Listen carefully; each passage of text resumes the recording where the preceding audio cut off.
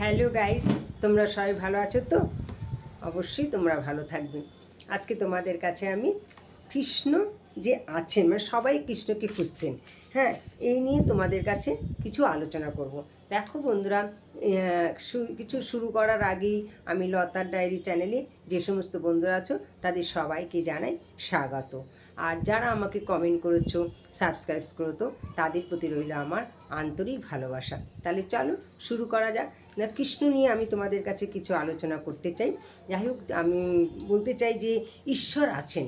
দেখো, ঈশ্বরকে উপলব্ধি করতে গেলে আমাদের ঈশ্বরের সাথে একাত্ম হতে হবে, মন প্রাণ হৃদয় পুরো ঈশ্বরের উপর দিয়ে দিতে হবে।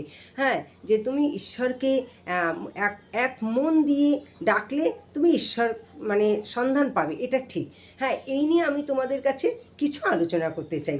দেখো, সকলেই কৃষ্ণকে খুঁজছে, অনেকেই সেটা জানে না, তবে তারা খুঁজছে। কৃষ্ণ হচ্ছেন ভগবান, তিনি সব কিছুর উৎস এবং সব কিছুর পরম কারণ, অতীত ভবিষ্যৎ এবং বর্তমান সব কিছু। ভগবান হচ্ছে অনন্ত, তার অনন্ত নাম রয়েছে। আল্লাহ, বুদ্ধ, জিহ্বা, রাম, এরা সকলেই কৃষ্ণ, সকলেই এক। ভগবান কোনো অলিক কিছু নন, বুঝতে পারলে? তার রূপ সবিশেষ এবং নির্বিশেষ দুইভাবেই প্রকাশিত হয়, এবং তার সেই রূপ সৎ, চিত এবং আনন্দময়। সমুদ্রে এক বিন্দু জলের মধ্যে যেমন সমুদ্রের জলের সমস্ত গুণাবলী রয়েছে, তেমনি আমাদের চেতনার গুণাবলী রয়েছে। কিন্তু জড়জগতের প্রতি আমাদের আসক্তি এবং আমাদের জড়সত্তাকে মানে জড় দেহ, ইন্দ্রিয়, সুখভোগের বাসনা, জড় সম্পদ, অহংকার ইত্যাদি আমাদের স্বরূপ বলে মনে করার ফলে আমাদের দিব্য চেতনা কলুষিত হয়েছে এবং একটি নোংরা আয়নার মতো, তাতে আর শুদ্ধ প্রতিফলন হয় না।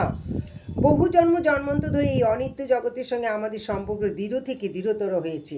এই অনিত্য দেহ যা হচ্ছে রক্ত মাংসের একটি থলির মতো, তাকে আমরা আমাদের প্রকৃত সত্তা বলে ভুল করেছি, এবং আমরা এই অনিত্য অবস্থাকে আমাদের জীবনের চরম লক্ষ্য বলে ভুল করেছি। অনাদিকাল ধরে মহান ঋষিরা আমাদের বুঝিয়ে দিয়ে গেছেন যে প্রতিটি জীবই এই নিত্য শাশ্বত ভগবত চেতনা লাভ করতে পারে, প্রতিটি আত্মাই অমৃতময়।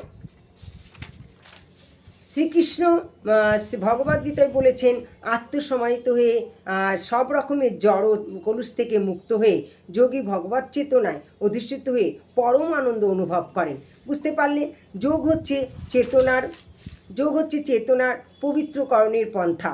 চেতনাকে আর কলুষিত না হতে দিয়ে পূর্ণ পবিত্রতা, পূর্ণ জ্ঞান, পূর্ণ আনন্দ লাভ করাই হচ্ছে যোগের উদ্দেশ্য। ভগবান যদি থাকেন তাহলে আমি তাকে দর্শন করতে চাই।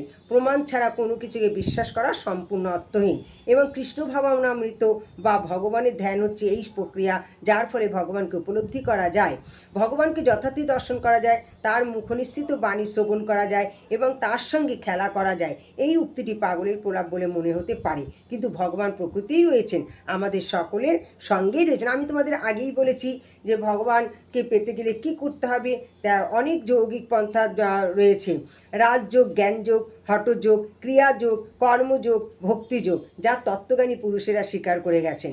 স্বামী ভক্তি বেদান্ত হচ্ছেন ভক্তিযোগী, যা তার নামের মাধ্যমেই বুঝতে পারা যায়। প্রতিটি চিন্তা, প্রতিটি বাক্য এবং প্রতিটি কার্যের মাধ্যমে ভগবানের সেবা করা যায়, এবং তার দিব্য নাম কীর্তন করার মাধ্যমে ভগভক্ত অচিরেই ভগবত প্রেম লাভ করেন। হরে কৃষ্ণ কৃষ্ণ কৃষ্ণ হরে হরে, হরে রাম রাম রাম হরে হরে। এই মহামন্ত্র কীর্তন করার ফলে জীব অচিরেই কৃষ্ণ প্রেম লাভ করে। আমি সকলকে অনুরোধ করি তারা যেন এই লীলা পুরুষোত্তম শ্রীকৃষ্ণ গ্রন্থের যথার্থ লাভ উঠান এবং তার মর্ম উপলব্ধি করেন। আমি সকলকে সেই সঙ্গে অনুরোধ করি তারা যেন ভগবানের সঙ্গে যুক্ত হওয়ার যোগপন্থার মাধ্যমে জড়জগতের বন্ধন মুক্ত হয়ে ভগবানের সঙ্গে মিলিত হওয়ার প্রয়াস করেন এবং শান্তির সূচনা করার চেষ্টা করেন। তাহলে বুঝতে পারলে বন্ধুরা যে আমরা আমাদের সব সময় মন ঈশ্বরের কাছে দিতে হবে, ঈশ্বরকে এক মনে রাখতে হবে, ঈশ্বরের প্রতি আমাদের একাত্ম হতে হবে, তবে আমরা ঈশ্বর লাভ করতে পারবো। আমরা ঈশ্বরকে সরাসরি দেখতে পারবো, কিন্তু আমাদের তার জন্য অনেক কিছু করতে হবে। আজ তোমাদের আমি এই পর্যন্তই বললাম, পরবর্তী তোমাদের আরও আমি কৃষ্ণ অনেক কিছু বলবো। যাই হোক, তোমরা যদি আমার এই কৃষ্ণ সম্পর্কে কিছু বলার উক্তিগুলো যদি তোমাদের ভালো লাগে তাহলে তোমরা লাইক করো, কমেন্ট করো, শেয়ার করো, আর লতার ডায়েরি চ্যানেলটা ভালো লাগলে সাবস্ক্রাইব করো। আজ আসি, পরবর্তী ভিডিওতে আবার তোমাদের সাথে দেখা হবে। Tata, by.